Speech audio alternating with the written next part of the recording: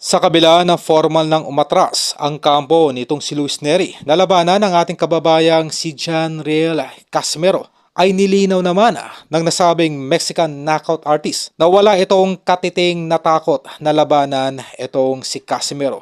Ang dinadahilan po ng kampo nitong si Luis Nery ay una, ay wala naman daw po itong mapapala kung lalabanan si Casimero.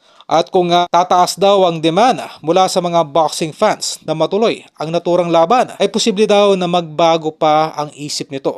Ganun pa man ay nagbigay po ng dalawang kondisyones itong trainer ni Luis Nery upang may kasa ang naturang laban. Una, kailangan ang nasabing laban po ay ganapin daw sa bansang Mexico. Yun po ang baluarte nitong si Nery. Pangalawa ay maging 30-70 ang naturang hatian pabor dito kay Nery.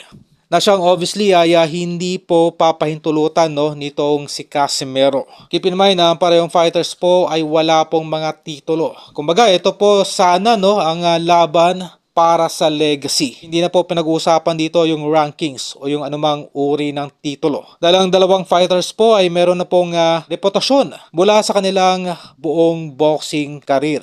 Ganoon pa man, ito ay isang obvious na alibay na lamang nitong si Nery upang maiwasan muli itong si John Riel Casimero.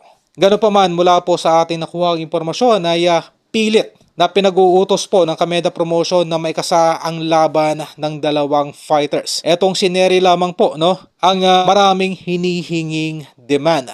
Taliwas sa napirmahan nitong kontrata sa Kameda Promotion na kung saan ang masusunod po ang Kameda sa mga upcoming fights nitong si Nery. Keep in mind po na hindi po justifiable yung dahilan ni Nery na wala naman daw titulo itong si Casimero. Dahil unang-una po, yung huling nakalaban ni Luis Nery ay isang unknown Thailander na wala rin pong titulo. Kung credential lamang po ang pag-uusapan ay na malayo pong magtataho yung huling nakalaban ni Nery. Kung ikukumpara dito sa former 3 Division champion John Riel Casimero.